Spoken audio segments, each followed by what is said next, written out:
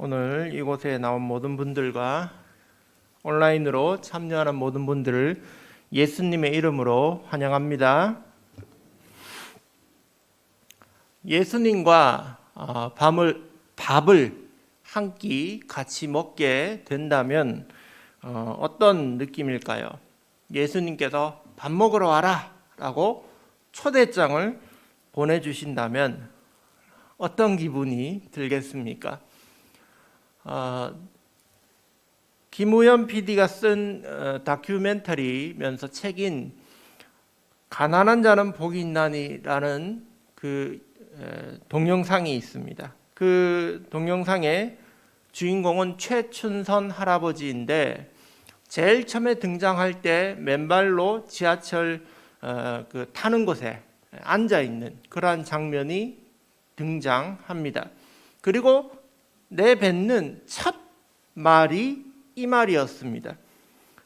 역사상 가장 큰 자비의 초대, 예수 십자가 자비의 초대라고 말씀을 시작합니다. 오늘 이 말씀을 준비하면서 떠올랐던 것이 바로 이 최춘선 할아버지의 말씀이었습니다. 오늘 이 초대는 하나님이 우리에게 하신 역사상 가장 큰 자비의 초대구나. 그 초대장은 바로 십자가구나 라는 것을 다시 한번 깨닫게 됩니다. 여러분, 그 초대장을 받으시면 다들 기쁘시겠죠? 우리 오늘의 이야기를 몇 가지의 관점에서 한번 살펴보고자 합니다. 첫 번째는 초대하셨다는 것입니다. 하나님이 우리에게 와라, 밥 먹자 이렇게 초대해 주신 것입니다. 우리들도 사람을 만나면 반갑다는 표현으로 밥은 먹었느냐, 밥 한 끼 하자 이런 표현을 사용하지 않습니까? 그런데 하나님도 우리에게 이렇게 말씀하시는 거예요. 와라, 밥 한 끼 하자. 내가 너랑 친하게 지내고 싶다 이렇게 말씀하시는 겁니다. 오늘 2절 말씀에 보면 천국이 아들을 위한 혼인잔치라고 합니다.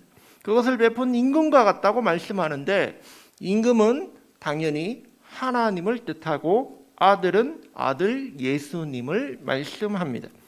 그런데 제일 먼저 초대받은 사람들이 있는데 이 사람들은 바로 이스라엘 사람들을 의미합니다. 메시아가 오신다고 하나님이 그들에게 미리 알려주신 겁니다. 초대장을 주신 것이죠. 그런데 하나님께서 이들에게 여러 명의 종을 보냈다는 것입니다. 하나님의 종이 누굽니까? 바로 선지자들입니다. 선지자들을 통해서 이들에게 말씀하시고 메시아가 온다, 예수님이 오신다고 했지만 이들은 끝내 그 초대를 받아들이지 않고 예수님이 오시자 배척했다는 것이죠. 종들이 찾아갔을 때 그들은 거절하고 맙니다. 그래서 그때부터 하나님이 이스라엘 사람이 아닌 이방인을 향한 하나님의 초대가 시작되는 것입니다. 우리를 향한 하나님의 초대가 시작된 것입니다. 8절에 혼인잔치는 준비되었으나 청한 사람은 합당하지 않으니, 하나님께서 이 혼인잔치가 진행되어야 되는데 사람이 없으니까, 손님이 없으니까 이제 손님을 청해야 되는데 어떻게 하시냐 하면 9절에 내거리 길가에 가서 만나는 대로 청하여 오라, 그렇게 종들에게 말씀하십니다. 그러자 재밌는 결과가 일어납니다. 종들이 사람들을 데려오는데 악한 자나 선한 자나 모두 데려왔다는 거예요. 그 초대장, 하나님이 밥 먹자는 그 초대장이 지금은 우리들에게까지 와 있는 것입니다. 여기서 잘 보면 이 잔치에 정말로 원래 초대되었던 사람들이 우리는 아니었다는 것을 알게 됩니다. 우리들은 사실은 천국 잔치에 갈 만한 자격은 원래 없다는 겁니다.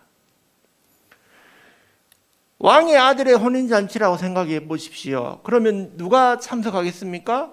왕하고 비슷한 그러한 사람들, 한 나라의 중요한 사람들, 장관이든지 기업체 사장이든지 어떤 그런 영예로운 사람들을 초청할 것입니다. 근데 그들이 거부했다는 것입니다.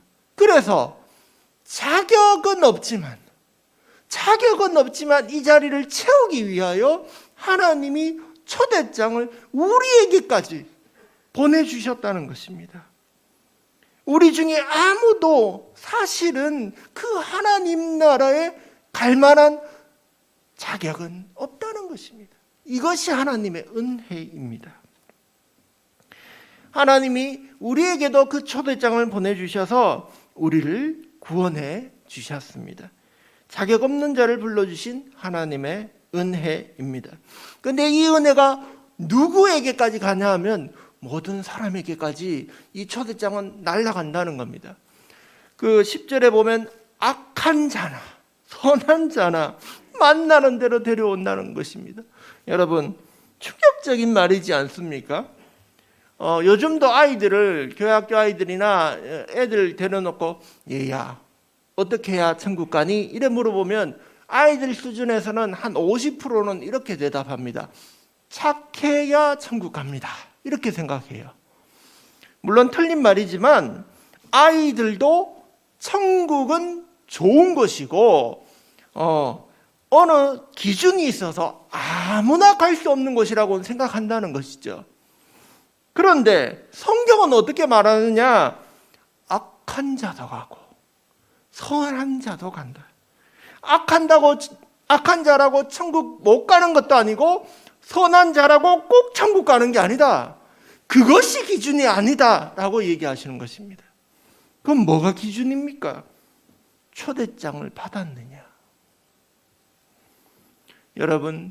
여러분이 지금 이곳에 와서 예수님 믿고 예배할 수 있다는 것은 여러분은 이미 초대장을 받았다는 것입니다.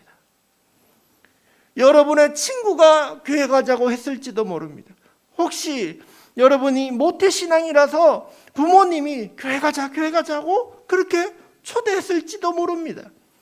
혹은 어떤 사람은 저기 건물에 달려있는 붉은 십자가 네온사인을 보고 저것을 보니 왠지 교회 가고 싶다는 그런 마음을 느껴서 온 사람이 있을지도 모릅니다.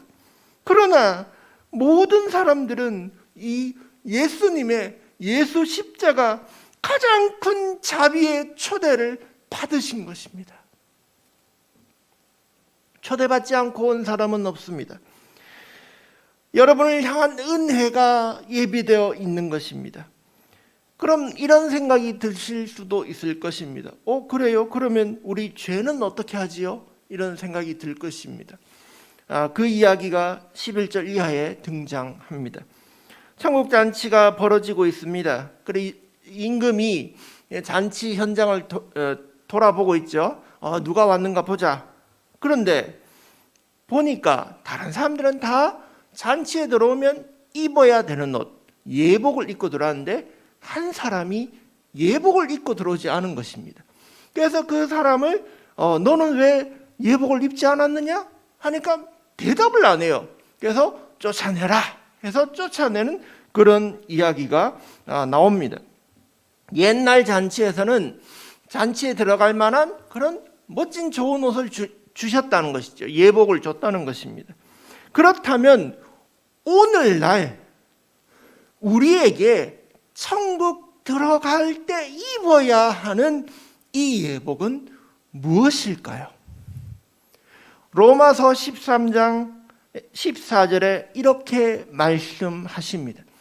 오직 주 예수 그리스도로 옷 입고 정욕을 위하여 육신의 일을 도모하지 말라. 즉 우리가 입을 옷은 예수님이다. 예수님을 입으면 우리가 천국 잔치에 들어갈 자격이 주어진다라고 하시는 것입니다. 여러분, 이미 하나님은 우리가 자격 없는 자인데도 불러주셨습니다. 그런데 그 천국 잔치에 들어갈 때는 한 가지만 지키면 된다는 거예요. 뭐냐면 예수님이란 옷을 입으라는 거예요. 예수님. 그러면 누구나 들어갈 수 있다는 것이죠.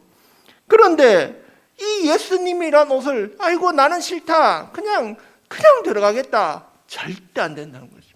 초대장을 받았다 할지라도 예수님을 모시지 않고 예수님을 마음에 영접하지 않고 예수로 옷 입지 않으면 자신의 죄가 가리워지지 않는 것입니다.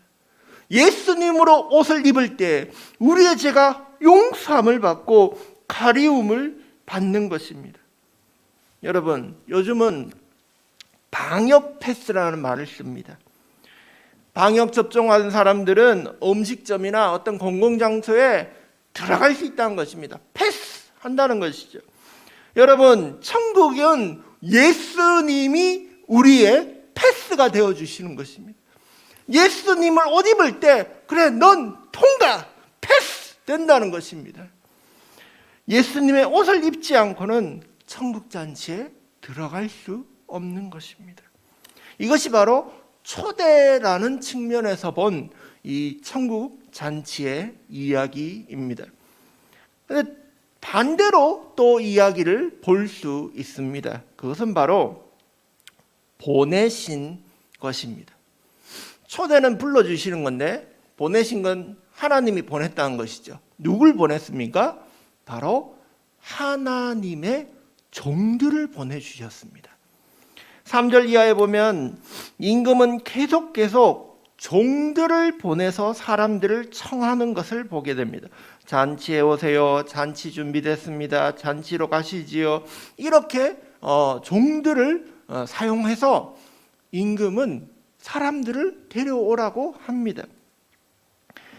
옛날 그 구약 시대에 하나님의 종이었던 사람이라고요? 선지자 혹은 제사장 혹은 왕, 사사 이런 사람들이죠. 그렇다면 오늘날은 어떨까요? 오늘날은 누가 하나님의 종이 되어서 오세요. 이렇게 초청하는 걸까요? 그것은 당연히 예수님을 믿고 예수님을 따라가는 사람은 오늘 이 땅에서 하나님의 종으로 살아가게 되어 있습니다. 이제 초대받은 우리가 종이 되어서 다른 사람들을 초대하는 겁니다. 디모데전서 6장 11절에 사도 바울은 디모데에게 이렇게 얘기합니다. 오직 너 하나님의 사람아, 이것들을 피하고 의와 경건과 믿음과 사랑과 인내와 온유를 따르며 믿음의 선한 싸움을 싸우라, 이렇게 말합니다. 여러분, 근데 이 디모데는 신약 성경에 나오는 사람 아닙니까? 근데 하나님의 사람아라 하면 어떤 사람들이냐면 구약 성경에서 당신은 하나님의 사람입니다 이러면 모세, 다윗, 엘리야 이런 사람들이 하나님의 사람들입니다. 아시잖아요. 대단한 사람들 아닙니까? 근데 그러한 하나님의 사람이라는 이름을 누구한테 불러주고 있냐면 사도 바울이 함께 동역하고 아들같이 여기는 디모데에게 스스럼 없이 이렇게 말한 겁니다. 너 하나님의 사람아, 너는 이제 구약의 그런 사람들과 같은 하나님의 사람이다. 네가 이제 하나님의 사람이다. 네가 이제 하나님의 종이다 라고 바울은 말하는 것입니다. 여러분, 여러분이 이제는 하나님의 사람입니다. 여러분에게 하나님은 청해와라, 초청장을 돌려라, 사람들을 불러와서 이 잔치를 채우라고 말씀하시는 것입니다. 여러분, 누가복음에는 같은 잔치 비유에 이렇게 말씀하십니다. 주인이 종에게 이르되 길가 사물타리가로 나가서 사람을 강권하여 데려다가 내 집을 채우라. 이 초대하라는 명령은 왕의 명령이고 굉장히 힘있는 명령입니다. 강권하여 내 집을 채우라. 강제로라도 데려와서 내 집을 채우라고 말씀하시는 것입니다. 여러분이 하나님의 사람인 줄 믿습니다. 하나님의 초청장을 아직도 받지 못한 사람에게 전달하는 하나님의 사람들 되시길 축복합니다. 마지막으로 이 말씀을 보는 관점은 이 천국 잔치, 이 잔치는 누구를 위한 것인가입니다. 이 말씀을 보면 2절에 천국은 마치 자기 아들을 위하여라고 이렇게 시작합니다. 천국의 이 잔치는 우리가 천국 잔치에 초대되는 것은 기쁜 일입니다. 그런데 천국 잔치에는 주인공은 이미 정해져 있습니다. 누구냐 하면 바로 아들 예수님입니다. 예수님을 위한 잔치라는 거예요. 이 잔치가. 이 잔치는 예수님을 위하여 사람을 채워야 되는 잔치입니다. 예수님을 기쁘시게 해드려야 되는 거예요. 우리가 잔치에 초대받아서 거기에 들어가는 것도 예수님의 기쁨을 위해서고, 우리가 보내심을 받아서 사람들을 불러들이는 것도 예수님의 기쁨을 위해서 해야 된다고 성경은 말씀하시는 것입니다. 유기성 목사님 칼럼에 이런 이야기가 있습니다. 선한목자교회 담임하시는 유기성 목사님이 영성일기를 통해서 사람들에게 신앙의 방법을 가르쳐 주시는데, 그분의 칼럼 중에 이런 말이 나옵니다. 어거스틴이 4세기의 교부 어거스틴이 요한 1서 강해를 했는데 그 중에서 이런 말을 했다는 것입니다. 하나님을 사랑하라. 그리고 하고 싶은 대로 해라. 그렇게 얘기했다는 거예요. 하나님 사랑하면 그 다음부터는 네 하고 싶은 대로 해라. 이렇게 얘기를 했다는 거예요. 그래서 제일 처음에는 이 유기성 목사님이 이 글을 읽을 때, 야, 이렇게 말해도 되나? 좀 지나친 거 아닌가? 이런 생각이 들었답니다. 그런데 영성일기를 쓰고 더 훈련하고 할수록 이게 맞구나, 이런 것을 느끼게 되셨다는 것입니다. 우리가 정말로 하나님을 사랑하게 되고 기쁘시게 하고 싶어지면 그거 외에는 다른 게 필요 없는 거예요. 이거 하지 마라, 저거 해라, 뭐 수십 가지 그런 계명들이 필요 없는 거예요. 하나님 사랑하고 하나님을 기쁘시게 하는 그 행동 하나로 그 모든 것이 다 이루어진다는 것이죠. 여러분, 이 오늘 전도잔치는 이 잔치는 하나님의 아들 예수님을 위한 잔치입니다. 그분을 기쁘시게 하는 게 궁극적인 최고의 목적입니다. 예수님을 기쁘시게 하며 살아가는 저와 여러분이 되시길 축복합니다. 오늘 마태복음 22장에서 하나님은 우리를 향하여 천국잔치 초대장을 주시며 말합니다.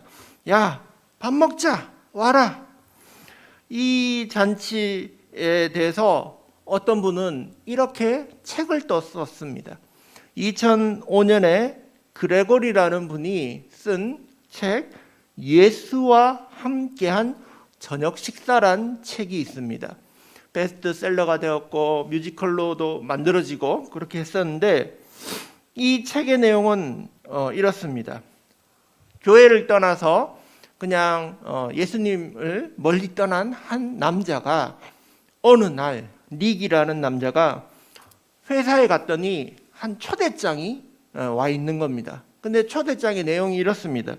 3월 24일 저녁 8시 밀라노 식당 예수, 이렇게 적혀 있는 거예요. 야, 저녁에 보자, 나랑 밥 먹자. 예수님으로부터 초대장이 온 거예요. 그래서 이 사람은 생각했습니다. 누가 또 이런 장난을 치는가? 아니면 교회 무슨 초청잔치 초대장인가? 그런 생각이 들었다는 거예요. 그런데 그 사람이 어떤 저런 것을 다 내려놓고 그래도 뭔가 가봐야 되겠다는 생각에 딱 갔어요. 물론 이건 소설입니다. 가니까 예수님이 계신 거예요. 그래서 예수님하고 밥 먹다가 이런저런 걸 다 물어봅니다. 이 세상에 왜 이렇게 굶어 죽어가는 애들이 있습니까? 뭐 그런 이야기부터 해서 쭉 얘기를 하면서 이 사람의 마음이 위로를 얻게 돼요. 그리고 마지막에 이렇게 물어봅니다. 식사가 너무 만족스러웠던 주인공은 언제 또 예수님 같이 식사할 수 있을까요? 이렇게 물어봅니다.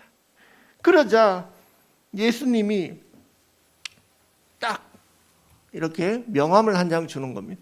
거기 보니까 요한계시록 3장 20절. 그래서 이게 뭔가 싶어서 주인공이 막 뛰쳐가가지고 집에 먼지 쌓인 성경을 털어내고 요한계시록 3장 20절을 딱 펼쳐 읽으니까 이렇게 적혀 있는 겁니다. 볼지어다 내가 문 밖에 서서 두드리노니 누구든지 그 음성 듣고 문을 열면 내가 그에게로 들어가 그와 더불어 먹고 그는 나로 더불어 먹으리라. 아멘. 예수님이 말씀하시기를 언제든지 나와 함께 밥 먹을 수 있다는 거예요. 언제든지 그 기쁨의 잔치에 우리는 참여할 수 있다는 것입니다. 우리도 주님이 참여할 수 있게 초대해 주셨습니다. 와라, 밥 먹자. 우리를 향하신 가장 큰 자비의 초대장입니다. 누구라도 마음의 문을 열면 아침, 점심, 저녁 예수님과 밥 먹을 수 있습니다. 예수님과 항상 밥 먹으며 기뻐하시는 저와 여러분이 되시길 주님의 이름으로 축복합니다.